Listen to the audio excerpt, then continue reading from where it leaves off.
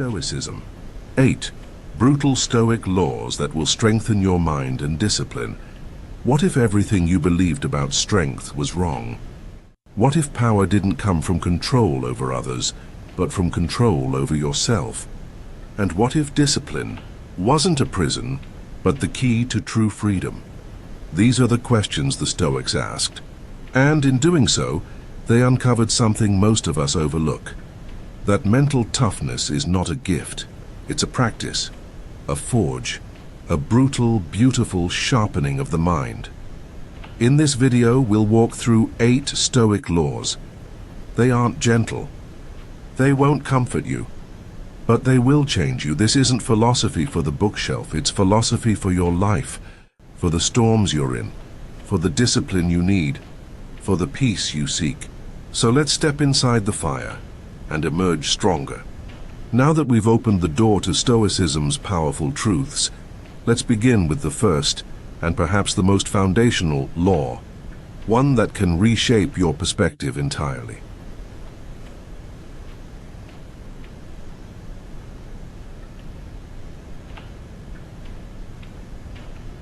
Law 1. The law of control. Focus only on what you can control. Previously, we stepped into the world of Stoicism, a place where strength is forged not in comfort, but in fire. And now we begin our journey through the 8 brutal Stoic laws, with the first and most essential, the law of control. This law is deceptively simple. Focus only on what you can control. But behind this simplicity lies immense power. The kind of power that can change the way you see everything, from failure and success to love, loss, and your own self-worth. The Stoics believed that most of our suffering comes from trying to control what is not ours to command. The weather, the opinions of others, the outcomes of our efforts. These things lie outside our domain, but how often do we spend our energy chasing them, worrying over them, feeling defeated by them? Epictetus, one of the great Stoic teachers, wrote, "Some things are in our control and others not." And that one sentence, if truly understood, can quiet a lifetime of anxiety. Imagine standing at the shore of a vast ocean. The waves crash and roll, powerful and unpredictable. You cannot calm the sea, you cannot slow the tide, but you can learn to sail, you can master your vessel. The law of control is this: fix your focus not on the storm, but on your steering. Modern research supports this ancient wisdom. A study published in the journal European Chronicle found that embracing Stoic principles like focusing on what one can control significantly improved individuals' psychological resilience and well-being. Another study echoed this by showing how Stoicism reduced burnout in high-stress professions by reinforcing internal locus of control. So what does this look like in practice? When someone insults you, you don't control their words, but you control your reaction. When a job interview goes poorly, you don't control the result, but you control the preparation, the effort, the attitude. When your plans unravel due to illness, delay, or disaster, you can still choose how to meet the moment. This isn't passive acceptance, it's fierce focus. It's refusing to hand your peace of mind to people, events, or outcomes that don't deserve it. Marcus Aurelius, the philosopher-emperor, lived under constant pressure, political, personal, existential, yet he trained himself each day to separate what was within his power from what was not. He wrote in his meditations, "You have power over your mind, not outside events. Realize this and you will find strength." The law of control is not about detachment from life. It's about engagement with what matters.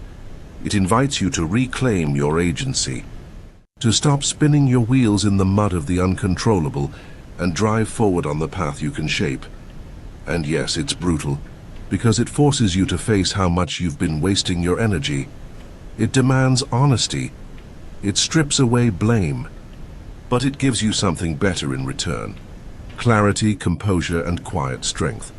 So the next time you're overwhelmed, ask yourself this: what part of this storm belongs to me? and what part is simply wind. Train your focus like a blade. Sharpen it on what you can command. Let go of the rest. That's the first step in building unshakable discipline. Now that we've mastered the art of steering through storms, it's time to test that strength in fire. The second Stoic law dares us to do something few are willing to. Seek hardship, on purpose. Let's move into the realm of voluntary discomfort, the law of voluntary hardship. Or 2. The law of voluntary hardship. Train through chosen adversity. In our last chapter, we explored the law of control, the anchor that keeps the Stoic grounded amidst the chaos of life. It taught us where to fix our gaze, not on the storm, but on the helm. Now we go a step further, because Stoicism doesn't just prepare us to face hardship, it challenges us to seek it. This is the second brutal law, the law of voluntary hardship. It demands that we lean into discomfort, not avoid it. Because the hard path, chosen and embraced, creates strength nothing else can. The Stoics didn't just talk about struggle from the comfort of ivory towers. They lived it. Seneca, one of Rome's richest men, would routinely sleep on the floor, eat coarse bread, and wear ragged clothes. Not because he had to, but because he chose to. Why? To remind himself that he could. To train his mind to be unshaken by loss. To ensure that comfort never became a crutch. Voluntary hardship is not masochism. It is preparation. It is forging armor before the battle begins. Because life, as we know, doesn't wait. Setbacks come unannounced. Illness, rejection, financial ruin, loss. And if you've never practiced discomfort, you'll be unprepared. The Stoics believed that discipline and peace were born in adversity. They chose hardship not to suffer, but to grow. To build resilience like muscle, torn and rebuilt stronger. Modern psychology now echoes these ancient practices. Research shows that deliberate exposure to discomfort, such as cold showers, fasting, or controlled stress training, can reduce anxiety and boost mental fortitude. The mind, it turns out, becomes tougher when trained in discomfort. But voluntary hardship isn't just physical, it's emotional. It's waking up early when you'd rather sleep. It's saying no to a craving. It's having a difficult conversation. It's sitting in silence instead of escaping into distraction. Each small decision, each refusal to choose ease over effort, is a step closer to mastery. Marcus Aurelius wrote, "The impediment to action advances action. What stands in the way becomes the way." This is not just a quote. It is a battle cry. The obstacle is not the enemy. It is the path. By choosing hardship, you do not weaken, you awaken. Picture a blade. Left untouched, it rusts. But when honed, when ground against stone, it sharpens. The Stoics used hardship to sharpen themselves, and they were relentless in their training. There is beauty in this brutal law. It asks nothing from the world, only from you. It tells you that freedom lies not in comfort, but in self-command. That you are capable of more than you think, but you must prove it to yourself. And it's not about grand gestures. Start small. Skip a meal. Turn the shower cold. Walk when you'd rather drive. Take the stairs. Wake before the sun. Each act is a message to your mind. I am not ruled by comfort. Over time, you'll find that challenges no longer unnerve you. You'll be ready because you've practiced. You've chosen the hard path when the soft one was available. The law of voluntary hardship teaches you that your edge, your advantage, is your willingness to do what others avoid. That pain, if faced intentionally, becomes power. Having faced chosen discomfort, the Stoics take us deeper still. Now we turn to the mind's greatest power, imagination, and not for fantasy, but for strength. The next law teaches us to visualize the worst, not to fear it, but to free ourselves from it. Prepare to discover the law of negative visualization. Law 4. The law of rationality. Emotions are judgments. Master your thoughts. In the previous law, we face the darkness head-on, confronting the possibility of loss, preparing our hearts through negative visualization. That practice sharpened our perspective. But now we step even deeper into the engine room of the Stoic mind. This next law is the bridge between emotion and clarity. The fourth Stoic law, the law of rationality. To the Stoics, the mind is not a passenger in life's chaos. It is the captain. And when that captain is calm, disciplined, and deliberate, no storm can sink the ship. Emotions, the Stoics believed, are not uncontrollable forces of nature. They are judgments, our own evaluations of events. We get angry not because someone insults us, but because we judge that insult to be worth our outrage. We feel fear not because danger is present, but because we believe it to be so. And if those beliefs are false, so are the emotions they produce. Epictetus said it plainly. It's not things that upset us, but our judgments about things. That single idea, if deeply understood, hands us the keys to emotional self-mastery. But let's be clear, this law is brutal. It forces us to accept full responsibility for our reactions. No more blaming the world, the boss, the traffic, the weather. If you're upset, it's because of how you've chosen to see things. That truth can sting, but it can also set you free. When we train our minds to pause before reacting, to ask, is this true? Is this useful? We create space. In that space, there is power. The power to choose reason over rage, discipline over impulse. Modern Stoic applications often pair this concept with cognitive behavioral therapy, which teaches patients to challenge irrational beliefs and replace them with more balanced thoughts. The process mirrors the Stoic principle exactly. Audit your thoughts, then reshape your feelings. Marcus Aurelius was no stranger to pressure. Emperor of Rome, he ruled during war, plague, betrayal. Yet in his journal, he reminded himself not to be swept away by first impressions. If you are pained by any external thing, it is not this thing that disturbs you, but your own judgment about it.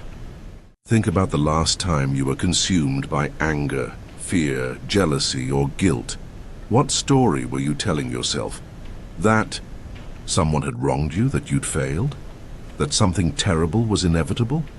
Now imagine questioning that story, not blindly believing it. That is Stoic rationality. This law invites you to be a sculptor of your inner world, to chisel away false narratives, to polish your perceptions until they reflect only what's real and within your command. It is not easy. It requires awareness. It demands stillness in moments of chaos. But the reward is unmatched. Emotional sovereignty. The ability to stand tall, calm, clear, even when the world tries to shake you. Every time you catch yourself spiraling into worry or rage, pause and ask, what am I telling myself right now? And is it true? With repetition, this practice becomes second nature, and soon you'll find the things that once rattled you now pass like wind through branches. The law of rationality teaches that the mind is both shield and sword. It is not your enemy, it is your greatest ally. But like all allies, it must be trained, disciplined, respected. Having sharpened our reason and calmed our emotions, we now turn to the core of Stoic morality. A principle that measures success not by what happens, but by who you choose to be. Prepare yourself for the fifth Stoic law, the law of virtue over outcome. Law 5, the law of virtue. Over outcome, judge actions, not results. We've now built a solid foundation, focusing only on what we can control, choosing discomfort, visualizing setbacks, and mastering our judgments. But Stoicism isn't just a mindset for managing life. It's a blueprint for living with integrity, and no Stoic law drives that home more than this one. The fifth brutal law is the law of virtue over outcome. It asks us to stop obsessing over results and start caring deeply about character. Because in the Stoic view, how you act is everything, and what happens afterward is not your business, in si. Today's world, we're trained to measure our worth by outcomes. Success, praise, promotions, likes, wins. We chase results, often compromising our values to get them. But the Stoics flipped that script. To them, only one thing mattered: living with excellence, what they called arete. That meant courage, wisdom, justice, and self-discipline. Whether you succeeded or failed didn't matter. The question was, did you do the right thing? Did you act with virtue? Epictetus told his students, do not seek for things to happen the way you want them to. Rather, wish that what happens happen the way it happens. Then you will be happy. This wasn't surrender, it was strength. He was saying, measure yourself by your actions, not your achievements, because outcomes are always slippery. You might work with diligence and fail. You might act kindly and still be rejected. You might show up with courage and be misunderstood. If your peace depends on results, you will always be hostage to chance. But if your peace depends on virtue, then you become unshakable. Seneca reminded us that fortune has no rules. A good character, once established, is not easily overthrown, he wrote. And it's true, when you anchor your identity in how you behave, you build something weatherproof. Modern psychology calls this internal locus of control, the belief that what matters most is how you respond. Research shows that people with this mindset have greater resilience, better mental health, and stronger motivation. The Stoics were ahead of their time. So what does it mean to live by virtue? It means doing the right thing even when no one is watching, speaking the truth even when it costs you, acting with courage even when you're afraid, and choosing self-control even when the easier path is indulgence. It means letting go of things outside your control, praise, reward, success, and holding fast to your principles. It's not easy. In fact, this law is brutal because it forces you to stop blaming fate, other people, or circumstances. It says, who you are is revealed in how you act, especially when the outcome is uncertain. But it's also freeing, because it gives you clarity. You stop chasing validation and start embodying values. You stop reacting to the world and start shaping your response to it. The Stoics believed that living virtuously was the only true good. Not riches, not comfort, not applause, just virtue. And they were right. Because when you live like that, when you make your behavior your standard, you unlock a deeper kind of success. One that no one can take from you. One that endures. As we let go of outcomes and anchor ourselves in values, a new challenge emerges. Mastering our impulses. The next Stoic law is about restraint, about ruling yourself before trying to rule the world. Prepare for Law 6, the law of self-discipline. Law 6, the law of self-discipline. Restraint is power. In the last law, we learn to release our grip on results and instead root our lives in unwavering virtue. But how do we stay consistent with our values, especially when temptation, whispers and distractions surround us? That's where the next Stoic law steps in. Law 6, the law of self-discipline. This is the law of inner command, the strength to do what's right even when it's hard, to control your desires, your reactions, your habits, to become the master of yourself. The Stoics understood that true freedom isn't doing whatever you want. It's wanting only what serves you. And that requires discipline, the quiet, often invisible force that separates the wise from the weak. Epictetus compared life to a banquet. Some people snatch food, others wait patiently. The Stoic? He takes only what is offered and never reaches in greed. Don't seek every pleasure, he warned. Wait for them to come in due time. To live with self-discipline is to stop being a slave to impulse. It means saying no when it matters, not because you're rigid, but because you're free. Discipline is what allows you to build habits that last, relationships that grow, and a life that's not ruled by cravings or chaos. It's showing up when you don't feel like it. It's turning down short-term pleasure for long-term purpose. Marcus Aurelius often wrote about ruling oneself. The soul becomes dyed with the color of its thoughts, he said. So he guarded those thoughts with discipline, rising early, avoiding luxury, writing reflections daily, not to punish himself, but to purify himself. Today, we live in an age of ease. Everything is available instantly, but ease weakens the will. The more we indulge every craving, the more we lose our grip on ourselves. Self-discipline rebuilds that grip. It trains the mind to delay gratification. It strengthens the will like a muscle, and it restores order to a world that thrives on distraction. Modern behavioral science confirms this. Studies on willpower show that people who practice self-restraint consistently are happier, healthier, and more successful. Stoicism was teaching this long before it became science. But discipline isn't about perfection. It's about consistency. You will slip, you will fail. But each time you rise again, you reinforce your inner power. Start small. Set a boundary. Wake up without snoozing. Meditate before grabbing your phone. Walk away from gossip. Pause before speaking in anger. Each act is a brick in the fortress of discipline. The more you practice, the stronger your self-command. Until one day temptation passes by, and you don't even flinch. This law is brutal because it offers no excuses. It demands that you rise above your moods, your urges, your laziness. But it also builds an unshakable strength, one that no chaos can undo.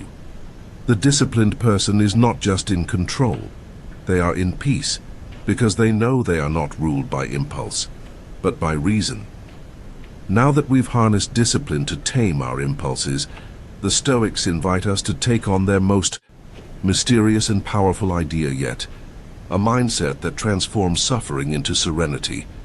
Prepare yourself for Law 7, the law of amor fati, love your fate. Law 7, the law of amor fati, love fate. Even the ugly parts. With self-discipline as our shield, we've gained the power to resist temptation, build habits, and govern ourselves. But life, as we know, is not always fair. Misfortunes come, plans fail, people leave. And that's when the Stoics reveal one of their most profound and paradoxical laws. Law 7, the law of amor fati, love your fate. This is not passive acceptance. This is fierce affirmation. It is the bold act of loving what happens, not just enduring it. Of finding beauty even in pain, meaning even in misfortune. Amor fati literally means love of fate. But it doesn't mean you wish for hardship. It means that when hardship arrives, as it inevitably will, you embrace it as part of your path. The Stoics taught that the universe is a web of cause and effect. Everything happens for a reason, even if we don't understand it. And to fight that reality is to fight life itself. Marcus Aurelius wrote, "A blazing fire makes flame and brightness out of everything that is thrown into it." Amor fati is becoming that fire. Seneca said that a wise person is content with his lot, whatever it may be, without wishing for what he has not. This doesn't mean settling, it means aligning. Aligning yourself with the flow of life rather than resisting every twist and turn. To love your fate is to stop asking, "Why me?" and start saying, "Try me." It's turning obstacles into opportunities, not by denying pain, but by rising above it. Think of a tree growing in harsh wind. It bends, but it doesn't break. Its roots grow deeper, its trunk stronger. Amor fati is the mindset that says, "This too can make me better." It's not a call to apathy, it's a call to power. When you accept everything, joy and sorrow, triumph and tragedy, as necessary threads in your life's fabric, you become untouchable. Modern therapy and trauma recovery echo this principle through concepts like post-traumatic growth. The idea that people can not only recover from suffering, but become stronger because of it. Amor fati is not a feel-good slogan. It is a radical act of courage. It's seeing the rejection as redirection, the loss as awakening, the failure as training. It's learning to say, yes, this hurts, but I trust it will shape me. To live this way, you must let go of control, not of yourself, but of the universe. You must trade resistance for trust, grievance for gratitude, fear for faith, and you'll find, slowly but surely, that the weight you carried begins to lighten. That peace arrives not when life gets easier, but when you stop needing it to. The Stoic who loves their fate is invincible, not because nothing can hurt them, but because nothing can steal their spirit. Every setback becomes fuel, every wound, wisdom, every detour, direction. This law is brutal because it demands total surrender, not to weakness, but to a deeper strength. It says, let everything be your teacher, even the unbearable. And in doing so, you become something rare. Someone who does not merely survive life, but uses every part of it to rise. With this powerful embrace of fate, we arrive at the final Stoic law, a reminder of what gives urgency to life, meaning to discipline, and clarity to all we do, the ultimate teacher. Prepare now for Law 8, the law of death awareness, memento mori. Law 8, the law of death awareness, memento mori. Remember, you will die. Having embraced fate with courage and grace, we now reach the final, most humbling of Stoic truths, the law that gives weight to all the others, that sharpens our decisions, deepens our gratitude, and awakens us fully to the present. Law 8, the law of death awareness, memento mori. Remember, you must die. These words were not meant to terrify. They were meant to clarify, to strip away illusion, to remind us of what truly matters. The Stoics meditated on death not to be morbid, but to be awake. Because when you remember your time is limited, you stop wasting it. You stop postponing your dreams, numbing your emotions, or drowning in distraction. You begin to live deliberately. Marcus Aurelius wrote, "You could leave life right now. Let that determine what you do, say, and think." These weren't idle words. As emperor, he faced death constantly, of soldiers, citizens, loved ones. And rather than ignore it, he faced it. Every day, Seneca too was clear. It is not that we have a short time to live, but that we waste much of it. Time, he taught, is our most precious resource. And yet we act as though it's infinite. To remember death is to remember urgency, that today is not a rehearsal, that the people you love are mortal, that your moments are slipping past whether you notice them or not. Memento mori isn't about fear, it's about focus, it's about clarity. What would you stop doing if you truly remembered you would die? What would you start? It invites you to strip life to its essentials, to stop living on autopilot, to savor the mundane, to express love now, not later, to choose the courageous path, the meaningful task, the honest word. Modern thinkers and spiritual leaders echo this truth. From mindfulness meditation to existential therapy, we are told again and again, only by facing death can we truly embrace life. But this law is brutal, because it demands that we let go of denial, that we face the mirror and acknowledge, this ends, and no one knows when. Yet in that recognition, something incredible happens. Fear gives way to presence, panic gives way to purpose. You wake up. You stop wasting time on grudges, on shallow pursuits, on meaningless noise. You feel the weight of a moment and its gift. The Stoics used this law to live better, not to die slower. They didn't seek immortality, they sought integrity. Each day became sacred, each decision meaningful, because they knew what we so often forget. We are not promised another breath. So write the words, make the call, take the risk, speak the truth. Begin the project. Forgive, laugh, rest, and above all, live as though your life is yours to spend, not to save. Memento mori is not a shadow over life. It is the light that shows us how to live it. These 8 brutal laws of Stoicism: control, voluntary hardship, negative visualization, rationality, virtue over outcome, self-discipline, amor fati, and memento mori, are not rules to admire from a distance. They are practices to live by. Live them fully, and you'll find a strength the world can't touch. Now the path is yours to walk.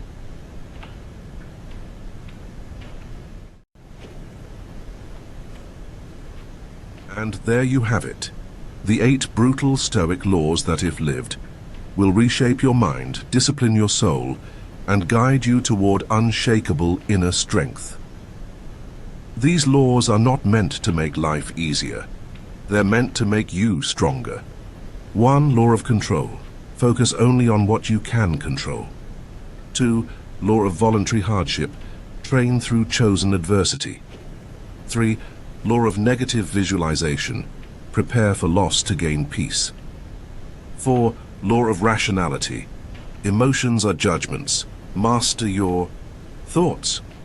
5. Law of virtue over outcome. Judge actions, not results. 6. Law of self-discipline. Restraint is power. 7. Law of amor fati. Love fate, even the ugly parts. 8. Law of death. Awareness, memento mori. Remember, you will die. These aren't just concepts for philosophers or historians. They are tools, living, breathing disciplines that can guide your every action, every decision, every moment. The Stoics didn't leave us answers. They left us practices, challenges, a way to rise above the noise of life and live with clarity, character, and courage. So now the question is not, do these laws work? The question is, will you work them? Because if you do, you won't just survive this life, you'll own it. If this video brought value to you, share it with someone you care about. Subscribe for more content like this, less noise, more wisdom. And leave a comment below. Which Stoic law speaks to you most right now? Until next time, stay strong, stay clear, and remember, your mind is the forge. Make yourself unbreakable.